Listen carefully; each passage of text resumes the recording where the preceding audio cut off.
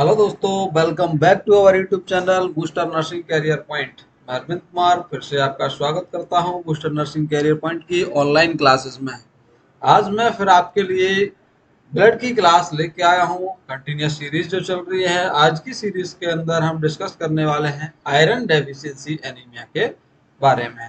तो iron deficiency anaemia क्या होता है, किस टाइप का एनीमिया होता है, क्या इसके कॉज रहते हैं, क्या इसके क्लिनिकल फीचर देखने को मिलेंगे, डायग्नोसिस क्या क्या हम कर सकते हैं इसके लिए, और क्या क्या इम्पोर्टेंट मैनेजमेंट होगा। मतलब सारी चीजें ये हम थ्योरी के बारे में पढ़ेंगे पहले, और उसके बारे साथ ही साथ हम इसके बनने वाले एमसीक्यू के पार्ट में भी डिस्कस करने वाले हैं। तो चलिए दोस्तों, विदाउट डिले करते हुए हम आज की क्लास स्टार्ट करते हैं। तो आज की क्लास हम स्टार्ट कर रहे हैं आयरन डेफिशिएंसी एनीमिया के बारे में। तो क्या होता है आयरन डेफिशिएंसी एनीमिया? तो याद रखना है आपको दोस्तों, नॉर्मली जो आयरन डेफिशिएंसी एनीमिया होता है, तो आयरन डेफिशिएंसी एनीमिया पढ़ने से पहले सबसे पहले देखिए आप एनीमिया क्या होता है। जैसे कि मैं प्रीवियस क्लास के अंदर पहले आपको बता चुका हूं कि एनीमिया क्या होता है। एनीमिया एक ऐसी कंडीशन होती है जिसके अंदर आपके ब्लड के अंदर जो आरबीसी के नंबर होते हैं वो क्या हो जाते हैं, कम हो जाते हैं। आरबीसी के नंबर क्या हो जाते हैं, आरबीसी के काउंट या आरबीसी के नंबर डिक्रीज हो जाते हैं। उसी को हम क्या बोलते हैं, एनीमिया बोलते हैं, जैसा कि इस डेफिनेशन के अंदर मेंशन है।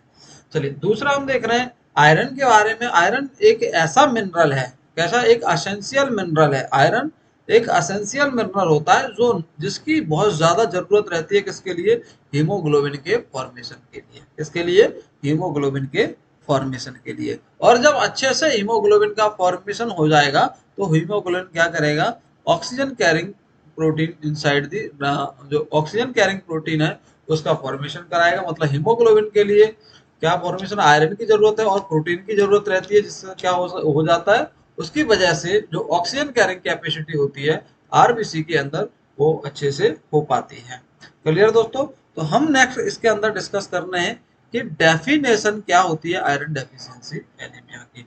तो आयरन डेफिशिएंसी एनीमिया एक ऐसी कंडीशन है जिसके अंदर बॉडी में क्या होता है, lack enough to RBC, lack enough to RBC, यानी कि आरबीसी के नंबर कम हो जाते हैं, आरबीसी प्रॉपर अमाउंट में नहीं रहती है, जिसकी वजह से transport oxygen rich blood to body tissue, जिसकी वजह से क्या होता है, जो ट्रांसपोर्टेशन होता है ऑक्सीजन का ब्लड के अंदर वो क्या हो जाता है, डिक्रीज हो जाता है। यानी आयरन डेफिशिएंसी एनीमिया हुआ है, आयरन की कमी हुई है तो हीमोग्लोबिन का फॉर्मेशन नहीं हो पाएगा, और हीमोग्लोबिन का फॉर्मेशन नहीं हुआ तो कंप्लीट आरबीसी का फॉर्मेशन नहीं हो पाएगा, और finally finally O2 carrying capacity blood के अंदर क्या हो जाएगी, डिक्रीज हो जाएगी। तो इसको हम बोल रहे हैं क्या, एनीमिया। कौन से टाइप का anaemia, iron deficiency anaemia. Clear दोस्तों? चलिए, कोई यहाँ से क्वेश्चन नहीं है, अभी जो क्वेश्चन आएंगे वो यहाँ से आएंगे।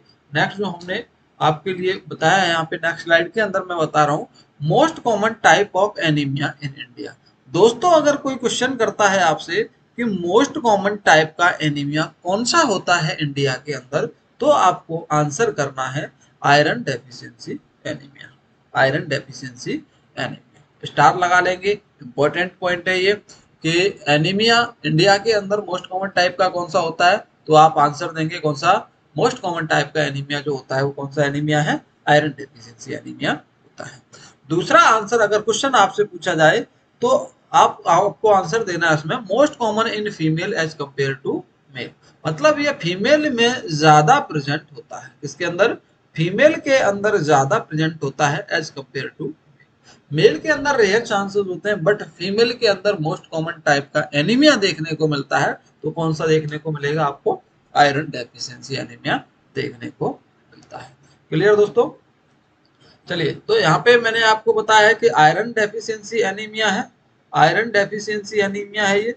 और iron deficiency anaemia, iron deficiency anaemia मैं पीछे वाली क्लास में मॉर्फोलॉजिकल क्लासिफिकेशन के अंदर आपको बता चुका हूँ किस टाइप का एनीमिया होता है। तो ये एनीमिया होता है, कौन से टाइप का एनीमिया है, मतलब मॉर्फोलॉजिकल क्लासिफिकेशन के अंदर मैंने बताया था कि इसमें आरबीसी का साइज डिक्रीज हो जाता है, जिसको हम बोलते हैं microcytic, microcytic and hypochromic, hypochromic type of anaemia. क्या बोलते हैं, microcytic hypochromic type of anaemia. कौन से टाइप का एनीमिया है ये? माइक्रोसाइटिक हाइपोक्रोमिक टाइप का एनीमिया होता है। माइक्रोसाइटिक क्यों बोलते हैं हम? आरबीसी का साइज कम हो जाता है। हाइपोक्रोमिक क्यों बोलते हैं इसको? एचबी का लेवल डिक्रीज हो जाता है। तो दोनों ही के लेवल कम रहेंगे, इसलिए हम इसको बोलते हैं आयरन डेफिशिएंसी। क्लियर दोस्तों? चलिए नेक्स्ट हम डिस्कस करते हैं इसके कॉज के बारे में कि क्या क्या कॉज रहेंगे। तो सबसे पहले हम डिस्कस करने वाले हैं न्यू बॉर्न के अंदर, फिर हम डिस्कस करने वाले हैं चिल्ड्रन के अंदर। After that we will discuss about the cause in adult regarding iron deficiency anaemia. तो दोस्तों अभी हम देख रहे हैं न्यूबॉर्न के अंदर कौन से कॉज हो सकते हैं जिसकी वजह से आयरन डेफिशिएंसी एनीमिया देखने को मिलता है। तो इसके अंदर आपको याद रखना है, न्यूबॉर्न के अंदर ऐसा बच्चा यानी कि न्यूबॉर्न बेबी ब्रेस्ट फीडिंग पर है या फिर डिलेड वीडिंग वीनिंग कर रहा है। वीनिंग उसने क्या स्टार्ट किया? लेट स्टार्ट किया। वीनिंग उसने लेट स्टार्ट किया, मतलब ब्रेस्ट फीडिंग बहुत लंबे टाइम तक किया उसने, वीनिंग लेट स्टार्ट कर पाया। या फिर ऐसा बेबी जो काव के मिल्क पर होता है। ये तीनों ही कंडीशन क्या कर देती हैं? डिक्रीज कर देती हैं किसके? आयरन के एब्जॉर्प्शन को। आयरन के एब्जॉर्प्शन को तीनों ही कंडीशन डिले कर देंगी आयरन के एब्जॉर्प्शन को। अच्छे से आयरन एब्जॉर्प्शन नहीं हो पाएगा। अगर बेबी ब्रेस्ट फीडिंग पर है, डिलेड फीडिंग की जा रही है, या फिर बेबी ऑन काउ मिल्क, गाय के मिल्क पर है बेबी, गाय का मिल्क लेता है, तो उस कंडीशन में क्या होगा? आयरन एब्जॉर्प्शन कम हो जाएगा, जिसकी वजह से क्या देखने को मिल सकता है? न्यूबॉर्न के अंदर आयरन डेफिशिएंसी एनीमिया देखने को मिल सकता है। दूसरा आपको याद रखना है, चिल्ड्रन के अंदर कौन सा कॉज होता है? तो याद रखना है पाइका। पाइका अनवांटेड सब मतलब ऐसे सब्सटेंस जो अनयूजुअल सब्सटेंस वो खाता है। जैसे कि यहाँ पे कोई भी जो खाने लायक सब्सटेंस नहीं है उनको वो खा रहा है, तो हम उसको क्या बोलेंगे? पाइका बोलते हैं। पाइका एक ऐसी कंडीशन है जिसके अंदर अनयूजुअल सब्सटेंस होते हैं, उनको क्या करता है? बेबी सेवन करता है और उनको खाता है, उसको हम बोलते हैं पाइका। तो पाइका के अंदर क्या होगा? एब्जॉर्प्शन डिफेक्ट डिक्रीज हो जाता है। एब्जॉर्प्शन डिफेक्ट क्या हो जाता है? इसके अंदर डिक्रीज हो जाता है। इस कारण इसके अंदर भी क्या देखने को मिलेगा आपको? एनीमिया देखने को मिलता है। तीसरा हम कॉज देख रहे हैं जो कि आपके एग्जाम में भी पूछा जाता है यहाँ से, एडल्ट के अंदर। तो एडल्ट के अंदर कॉज देख रहे हैं। एडल्ट के अंदर कॉज हम तीन तरह के कॉज देखेंगे। एडल्ट के अंदर तीन तरह के कॉज देखेंगे। तो देखिए पहला कॉज देखेंगे एडल्ट के अंदर, पहला है इसके अंदर डिक्रीज आयरन इनटेक। ऐसी कंडीशन आयरन क्या हो गया है? डिक्रीज इनटेक कर दिया है। जैसे कि प्रेगनेंसी हो गई, प्रेगनेंसी के अंदर आयरन का इनटेक कम हो जाता है और लैक्टेशन के अंदर आयरन का इनटेक कम हो जाता है। मतलब आयरन की रिक्वायरमेंट बढ़ जाती है और फीमेल यहाँ पे जो कंज्यूम करती है वो कम आयरन इनटेक करती है, जिसकी वजह से आयरन की डेफिशिएंसी देखने को मिलती है। दूसरा हम देख रहे हैं डिक्रीज आयरन एब्जॉर्प्शन। ऐसी कंडीशन जिसमें आयरन का एब्जॉर्प्शन कम हो जाता है, एडल्ट के अंदर देखने को मिलता है।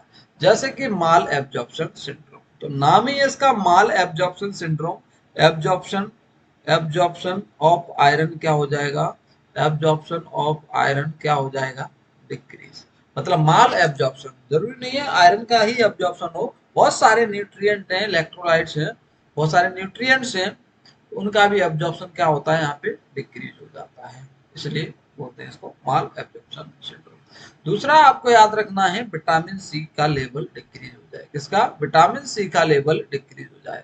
तो दोस्तों याद तो होगा आपको, विटामिन सी हेल्प करता है किसके अंदर?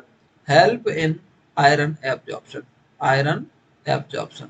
तो ऐसी फीमेल जो आयरन का सेवन करती है उसको हम विटामिन की टैबलेट भी साथ में देते हैं, क्योंकि उसका इनटेक मतलब एब्जॉर्प्शन ज्यादा हो सके, इसलिए हमें क्या देना पड़ता है? साथ में विटामिन सी देना पड़ता है।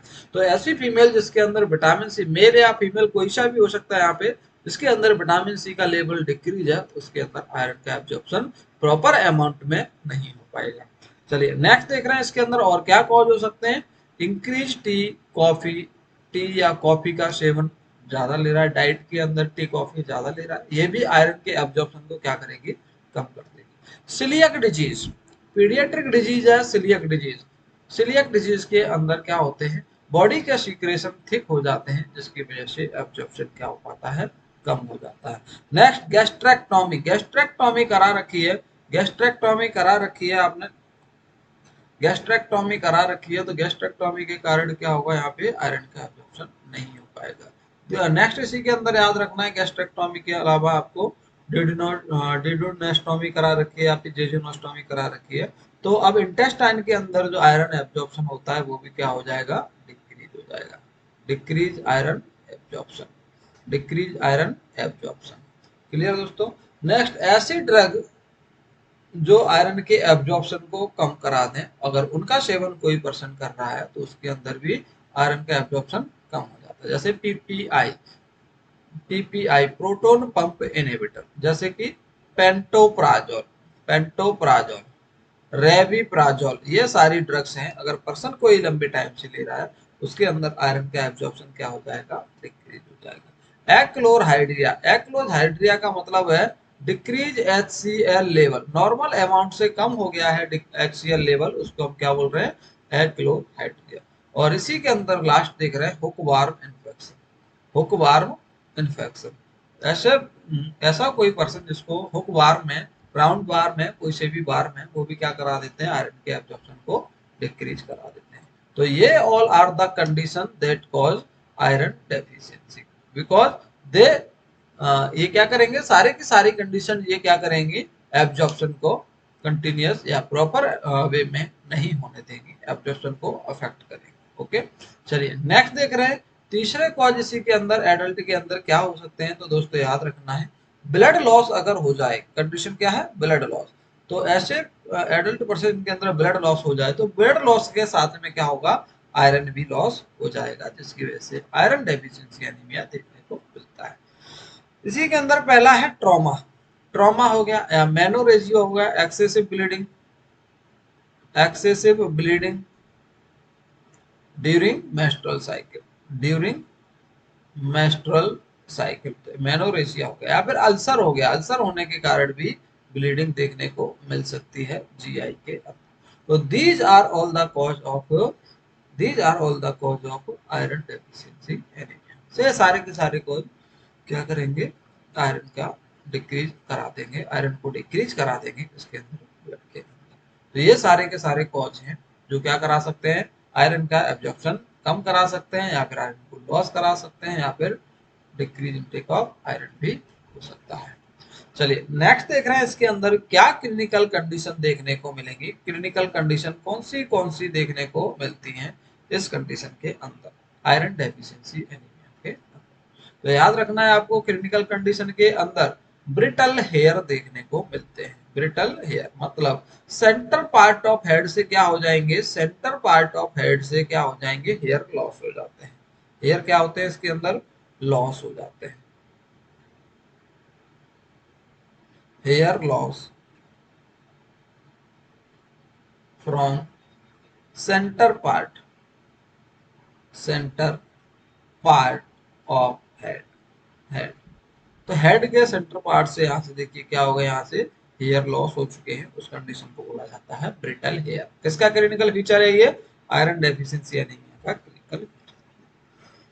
नेक्स्ट इसके अंदर देखिए कोइलोनाइकिया, कोइलोनाइकिया, कोइलोनाइकिया वो कंडीशन होती है जिसके अंदर क्या होता है, कोइलोनाइकिया के अंदर स्पून शेप्ड नेल हो जाते हैं। कैसे शेप्ड नेल का कैसा होगा, spoon shaped,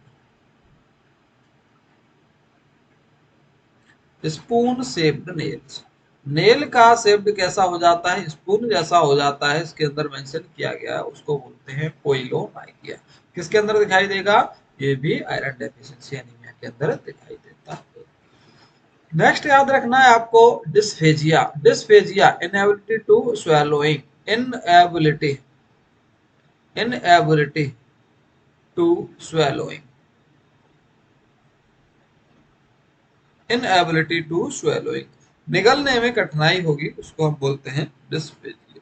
glossitis inflammation of the tongue, inflammation of tongue, tongue का इन्फ्लामेशन क्या कहलाता है, ग्लोसाइटिस कहलाता है। ये भी क्लिनिकल फीचर है, और लास्ट इसके अंदर देखने को मिलेगा आपको एंगुलर स्टोमेटाइटिस। एंगुलर स्टोमेटाइटिस के अंदर देखिए क्या हो रहा है, यहाँ पे जो कॉर्नर है, corner of the mouth, corner of mouth, corner और माउथ वो क्या हो जाते हैं, क्रैक हो जाते हैं। क्या, क्रैक हो जाते हैं, या आप लोग बोल सकते हैं हिंदी भाषा में जो कॉर्नर होते हैं उनके अंदर क्या हो जाता है, वो फट जाते हैं, क्रैकलिंग हो जाती है वहां पे, उस कंडीशन को बोला जाता है एंगुलर स्टोमेटाइटिस।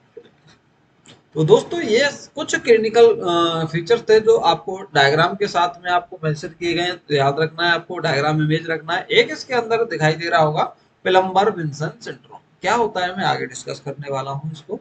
नेक्स्ट देखिए, नेक्स्ट देखिए आगे कुछ और सिम्टम्स हैं, जैसे लुक फॉर पेलर, हम फेस उसका देखेंगे, नेल्स चेक करेंगे, पाम चेक करेंगे या कंजक्टिवा चेक करेंगे, म्यूकस मेम्ब्रेन चेक करेंगे, तो आपको कैसी सीन होगी, वो पेलर कलर की सीन होने वाली है, येलो येलो कलर की सीन होने वाली है। नेक्स्ट देखेंगे पैगोफेजिया, पैगोफेजिया होगा इसके अंदर। पैगोफेजिया के अंदर क्या होगा, वो आइस च्युइंग करेगा, क्या करेगा, आइस च्युइंग करेगा।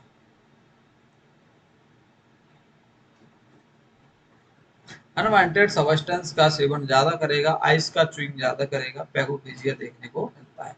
एंजाइटी रहेगी उसको, पुअर एपेटाइट रहेगी, बिलो 5 ग्राम पर डीएल इरिटेबिलिटी, मतलब अगर उसका हम देख रहे हैं आयरन क्या कितने से कम हो गया, 5 ग्राम पर डीएल से कम हो गया, तो इरिटेबिलिटी रहेगा, एनोरेक्सिया रहेगा और प्रोमिनेंट टैकिकार्डिया देखने को मिलेगा, एंड सिस्टोलिक मरमर भी उसके अंदर सुनाई देगा, डिस्निया रहेगा और पाल्पिटेशन भी होगा। कब, जब उसका आयरन लेवल कितना हो जाए, 5 mg पर डीएल से कम हो जाए, तो सारे के सारे सिम्टम्स ये प्रेजेंट होने वाले। चलिए इतना क्लियर हुआ होगा आपको। नेक्स्ट मैं क्लियर करना चाहता हूं आपके कुछ इसी के अंदर और, जैसे कि कॉम्प्लिकेशन क्या क्या होंगे। तो दोस्तों कॉम्प्लिकेशन में आपको याद रखना है प्लम्बर विंसन सिंड्रोम। कॉम्प्लिकेशन में क्या याद रखना है आपको, complication of iron deficiency, iron deficiency anaemia. Complication याद रखना है Plummer Vinson syndrome, Plummer Vinson syndrome. Plummer कौन थे ये, एक प्लमर विंसन सिंड्रोम किसको देखने को मिलता है, एक प्लम्बर्स थे जो वेनिस में रहते थे, उनकी वाइफ थी, तो उनके ऊपर एक कहानी है, उनके अंदर अब कहानी क्या है उसको छोड़ दीजिए। उनके माउथ में क्या देखने को मिला था, corner of the mouth crackles हो गए थे, ग्लोसाइटिस देखने को मिला था, स्टोमेटाइटिस देखने को मिला था, माउथ का इन्फ्लामेशन देखने को मिला था, स्टोमेटाइटिस, ये सारे के सिम्टम्स मिला के हम क्या बोलते हैं, प्लमर विंसन सिंड्रोम बोलते हैं। क्या, प्लमर विंसन सिंड्रोम बोला जाता है इसको। क्लियर दोस्तों। चलिए नेक्स्ट देख रहे हैं, इसी के अंदर दूसरा कॉम्प्लिकेशन और देखने को मिल सकता है, दूसरा कॉम्प्लिकेशन और देखने को मिलता है, उसको हम बोलते हैं रेस्टलेस सिंड्रोम। दूसरा कॉम्प्लिकेशन नाम है रेस्टलेस सिंड्रोम, रेस्टलेस सिंड्रोम। तो रेस्टलेस सिंड्रोम की बात हो रही है, रेस्टलेस जो सिंड्रोम देखने को मिलता है इसी को बोला जाता है विलिस एक्वॉर्म सिंड्रोम, आल्सो नोन एज विलिस एक्वॉर्म सिंड्रोम। दूसरा नाम क्या है इसका, विलिस एक्वॉर्म सिंड्रोम के नाम से बोला जाता है इसको। चलिए इसके अंदर होता क्या है, uncontrollable urge to move your legs. होता क्या है इसके अंदर, अनकंट्रोलेबल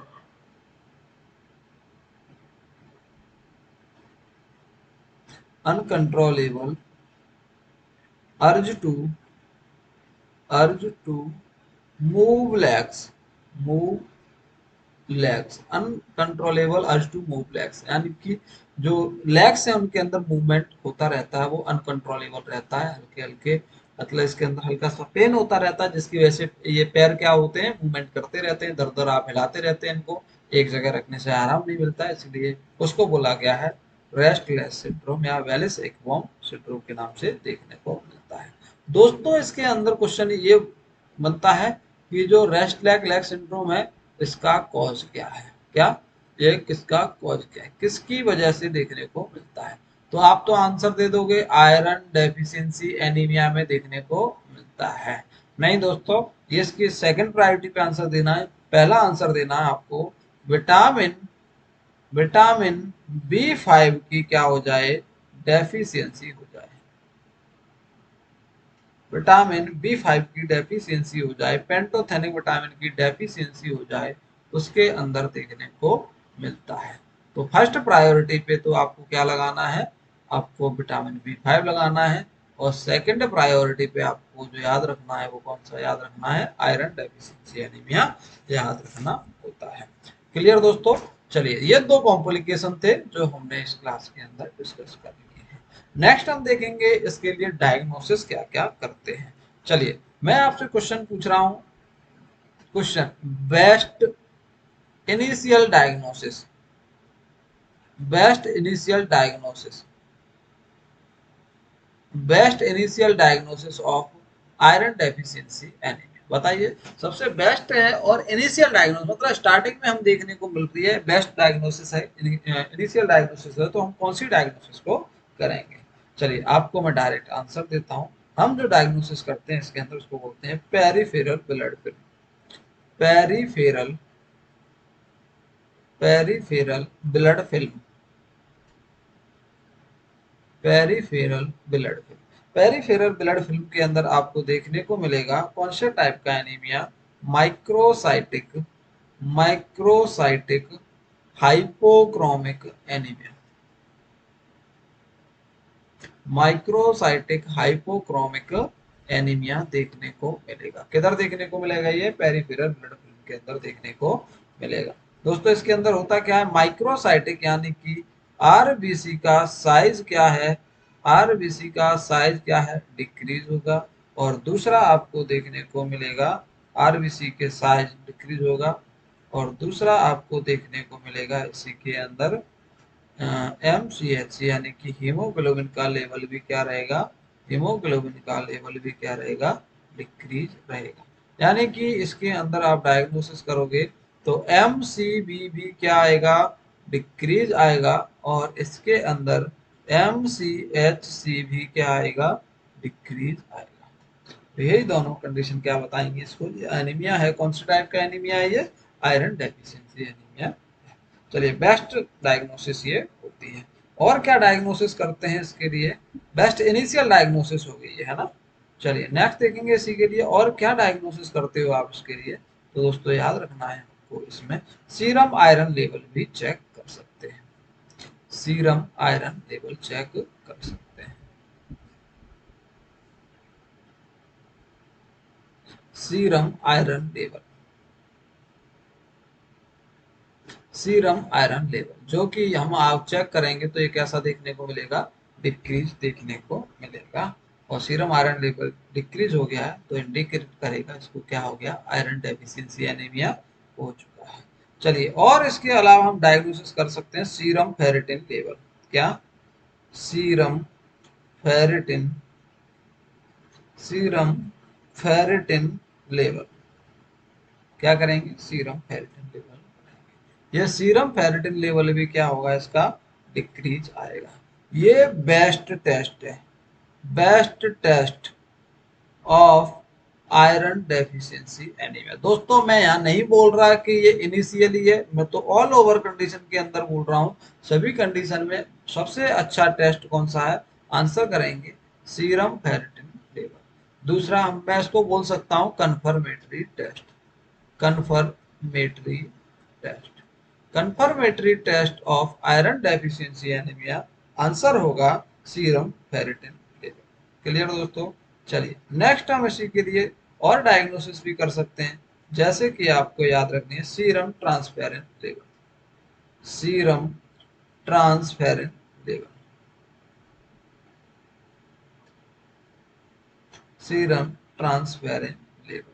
चलिए, इसकी नॉर्मल वैल्यू कितनी होती है, 170 से 370 नैनोग्राम पर डीएल होती है, नैनोग्राम पर डीएल होती है, जो कि आपके इम्पोर्टेंट नहीं है। आपको कंफर्मेटरी टेस्ट याद रखना है और इनिशियल ब्लड टेस्ट कौन सा करेंगे, बेस्ट टेस्ट होगा, उसको याद रखना है। क्लियर दोस्तों, इसको याद रखेंगे। इसके हम चलते हैं नेक्स्ट इम्पोर्टेंट पार्ट की तरफ, जो आता है आपका मैनेजमेंट। तो मैनेजमेंट आयरन डेफिशिएंसी एनीमिया का बहुत ही ज्यादा इंपॉर्टेंट है, अच्छे से देखना है। तो सबसे पहले हम स्टार्ट करेंगे कहाँ से, ओरल इनटेक से। तो इंक्रीज क्या करेंगे, ओरल इनटेक बढ़ा देंगे। इंक्रीज ओरल इनटेक किसका, इनटेक किसका, आयरन का। तो ऐसी डाइट दो जिसके अंदर क्या हो, डाइट के अंदर आयरन ज्यादा हो। तो ऐसी डाइट जैसे कि green leafy vegetable, green leafy vegetable, green leafy vegetable, ये आपके लिए डाइट में बढ़ानी है। जैगरी, जैगरी मतलब गुड़ जो होता है उसको बढ़ाना है। बीट्स, चुकंदर जो होता है उसको बढ़ाना है। East, east by E A S T, east को बढ़ाना है। नट्स, ये सारे के सारे, ये सारे के सारे क्या होते हैं, इनके अंदर आयरन का सोर्स अच्छा होता है, आयरन का सोर्स अच्छा होता है। आयरन का सोर्स अच्छा है, इनटेक बढ़ा देंगे तो आयरन का लेवल बढ़ाएंगे। चलिए इसके बाद आपको नेक्स्ट चलना है मैनेजमेंट पर। अब हम क्या करेंगे, आयरन की टैबलेट भी दे सकते हैं। अब हम क्या कर सकते हैं, दूसरे नंबर पे सेकंड मैनेजमेंट की तरफ चल रहे हैं। हम क्या कर सकते हैं, इसको आयरन की टैबलेट दे सकते हैं। Iron tablet admit provide, provide iron tablet, provide iron tablet. Iron की जो टैबलेट है इसको बोला जाता है ब्लॉड स्पिल। क्या बोलते हैं इसको, ब्लॉड स्पिल। आयरन की टैबलेट को क्या बोलते हैं, ब्लॉड स्पिल्स बोलते हैं। चलिए आयरन की टैबलेट्स आप दे रहे हैं तो आपको याद रखना है दोस्तों, यहाँ पे आपसे क्वेश्चन पूछा जाएगा maximum absorption of iron, maximum absorption, maximum absorption of iron. Iron का मैक्सिमम एब्जॉर्प्शन कब होता है, ऑप्शन भी दे देता हूं मैं। चलिए पहला ऑप्शन है आपके पास एम्प्टी स्टोमक, एम्प्टी स्टोमक। दूसरा ऑप्शन है आपके पास आयरन आपको देना है विद मील, विद मील। चलिए दो ऑप्शन आपके लिए एग्जाम में आते हैं, मैं दो ही ऑप्शन दूंगा, यहाँ पे चार ऑप्शन नहीं दे रहा हूँ क्योंकि और ऑप्शन को बढ़ाने से कोई मतलब नहीं है। ऑप्शन दो ही यहाँ पे, दोनों में से कोई एक करेक्ट होगा। तो मैक्सिमम एब्जॉर्प्शन ऑफ आयरन कब होता है, तो मैक्सिमम एब्जॉर्प्शन ऑफ आयरन आपको आंसर करना है एम्प्टी स्टोमक। कब, एम्प्टी स्टोमक। तो दोस्तों मैक्सिमम एब्जॉर्प्शन पूछा गया है आयरन का, क्या होता है, एम्प्टी स्टोमक होता है। कैसे, एम्प्टी स्टोमक होता है। चलिए ये एम्प्टी स्टोमक क्या हो रहा है, मैक्सिमम एब्जॉर्प्शन होता है, मैक्सिमम एब्जॉर्प्शन एम्प्टी स्टोमक होता है। बट याद रखना है जब जब हम एम्प्टी स्टोमक आप क्या दोगे, एम्प्टी स्टोमक क्या दोगे आप, आयरन को दोगे। आयरन जब एम्प्टी स्टोमक देंगे तो ये क्या करेगा, जीआई इरिटेशन करेगा। क्या, जीआई इरिटेशन करेगा। और जब जीआई इरिटेशन होगा तो इस पर्सन को नोजिया एंड वॉमिटिंग के चांसेस बढ़ जाएंगे। तो नोजिया भी होगा, वॉमिटिंग भी होगा इसके अंदर। क्यों, क्योंकि जीआई इरिटेशन करता है। तो इसलिए हम आयरन को कब देते हैं या कब देना चाहिए। तो दूसरा क्वेश्चन आपका ये बन गया, iron should be given, iron should be given, iron should be given.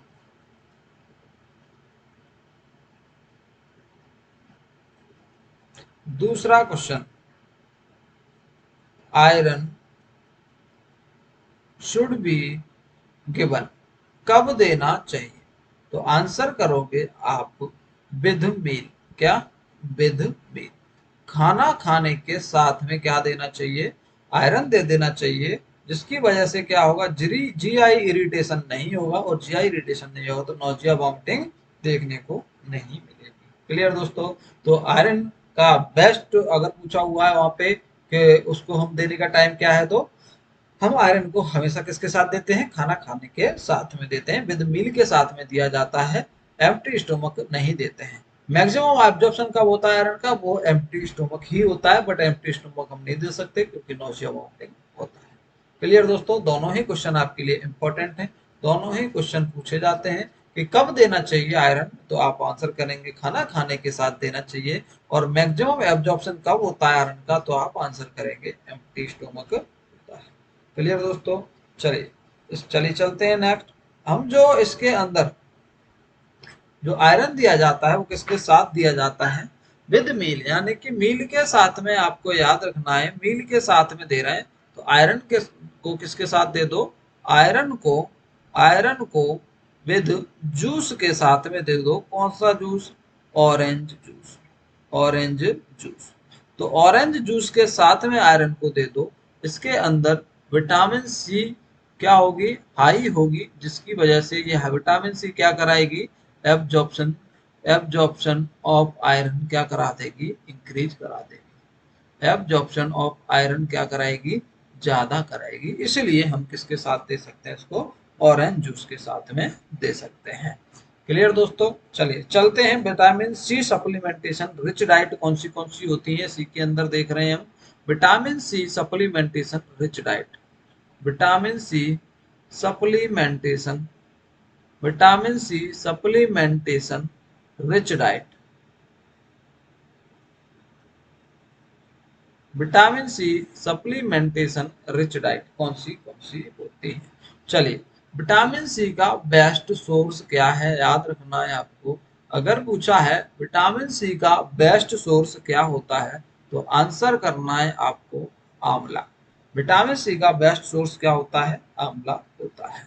तो आंवला क्या है, ये विटामिन सी का बेस्ट सोर्स होता है। दूसरा आपको याद रखना है, विटामिन सी जो होती है, विटामिन सी किस टाइप की विटामिन है, वो कैसी है, हीट सेंसिटिव विटामिन होती है। कैसी, हीट सेंसिटिव विटामिन होती है। ये भी क्वेश्चन आया हुआ है, इस हीट सेंसिटिव विटामिन कौन सी होती है, तो आंसर करना है आपको कौन सा विटामिन होती है, विटामिन सी होती है। चलिए दोस्तों चलते हैं नेक्स्ट। इसके बाद हमने देखा अभी मैनेजमेंट, तो हमने देखा था, सबसे पहले हम देख रहे थे डाइटरी इंटेक बढ़ाया था, उसके बाद हम टैबलेट्स पर आ गए थे। टैबलेट्स के बाद में अब हम चलते हैं नेक्स्ट पार्ट की तरफ, यानी कि इसी का नेक्स्ट मैनेजमेंट। अब हम आयरन का सिरप भी दे सकते हैं। अगर हमारे पास बच्चा है जिसकी एज 5 साल से कम है, उसको हम क्या प्रेफर करेंगे, सिरप प्रेफर किया जाएगा। क्या, सिरप प्रेफर किया जाएगा, सिरप को प्रेफर करेंगे। तो अब हम सिरप देंगे। तो जब हम सिरप देते हैं तो आपको याद रखना है, ये जो सिरप होता है, सिरप जो होता है आयरन का, सिरप ऑफ आयरन, आयरन का जो सिरप होता है, इसके अंदर ये क्या होता है, ऑयली कंटेन होता है। क्या, ऑयली कंटेन होता है। सिरप जो है आयरन का वो कैसा है, ऑयली कंटेन होता है। ऑयली कंटेन बोल सकते हैं, या फिर हम बोल सकते हैं ये ऑयली स्टेन होता है। ऑयली स्टेन होता है, ऑयली स्टेन होता है। अब ये ऑयली स्टेन है, ये क्या कर देता है, बच्चा जब इसको लेता है तो ये क्या करता है, इनेमल को, इनेमल ऑफ टीथ क्या कर देगा, ये टीथ के ऊपर जो इनेमल पार्ट होता है उसको क्या कर देता है, डेस्ट्रॉय कर देता है। क्या, डेस्ट्रॉय कर देता है।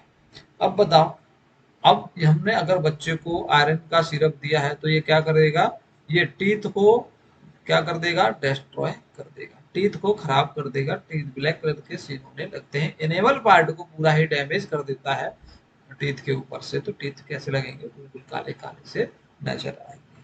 तो दोस्तों अब यहाँ पे आपको, जब आपको सिरप चल रहा है आयरन का, तो आपको याद रखना है कि यहाँ पे क्या करेंगे, एडवाइज करेंगे, यानी कि प्रायोरिटी वाला क्वेश्चन बन रहा है यहाँ पे, प्रायोरिटी वाला क्वेश्चन बन रहा है आपके पास, कि जब जब आयरन का सिरप चले तो एडवाइज करना है पेशेंट को, advise to advise to patient and his या हर हिज या her relatives for use of straw, use of straw. आपको स्ट्रॉ यूज करनी है कब, जब when taking, when taking taking iron syrup, iron syrup.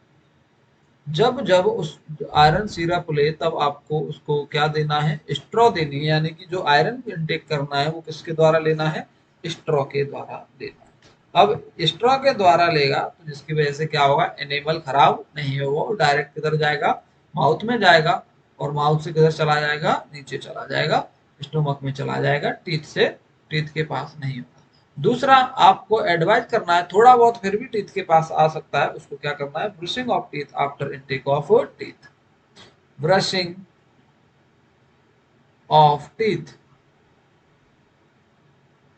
Just after, just after intake of, intake of iron, iron syrup. जब उसने iron syrup लिया उसी के जस्ट बाद उसको क्या करा देनी है, ब्रशिंग करा देनी है, तो ऐसे क्या होगा, उसका एनिमल डैमेज नहीं। याद रखना है, आयरन का सिरप चल रहा है, ऑयली स्टेन होता है, एनिमल को डैमेज कर देता है, तो इसके लिए क्या रेस्पॉन्सिबिलिटी आपके लिए निभानी पड़ेगी, यहाँ पे पेशेंट को स्ट्रॉ दे देनी है, स्ट्रॉ के साथ ये सिरप लेना है, और दूसरा जस्ट आफ्टर आयरन इनटेक उसको क्या कराना है, ब्रशिंग करानी है। ठीक, क्लियर दोस्तों, चल रहे हैं नेक्स्ट मैनेजमेंट की तरफ, फोर्थ की तरफ।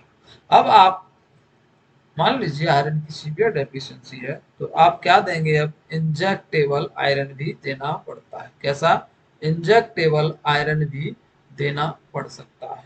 तो अब इंजेक्टेबल आयरन है, इंजेक्टेबल आयरन ये दो रूट से दिया जाता है, दो रूट, यानी दो तरह का आयरन है, दो रूट से दिया जाएगा। एक तो आप इसको आई एम दोगे, और दूसरा हम इसको देते हैं क्या, आई, एक हम इसको आई एम देते हैं, दूसरा रूट होता है इसका आई बी। आई एम देते हैं, I am modified I am दिया जाता है, आई एम जो हम देते हैं वो नहीं, ये मॉडिफाइड आई एम दिया जाता है। आई एम तो देंगे लेकिन मॉडिफाइड आई एम देते हैं, मॉडिफाइड आई एम इंजेक्शन देंगे, यानी कि डी पर, डी पर आई एम दिया जाता है, आई एम दिया जा रहा है लेकिन बहुत ज्यादा डीप दिया जा रहा है आई एम, उसको हम बोलते हैं जेड ट्रैक, जेड टेक्निक। क्या बोलते हैं इसको, Z tract technique, Z tract technique.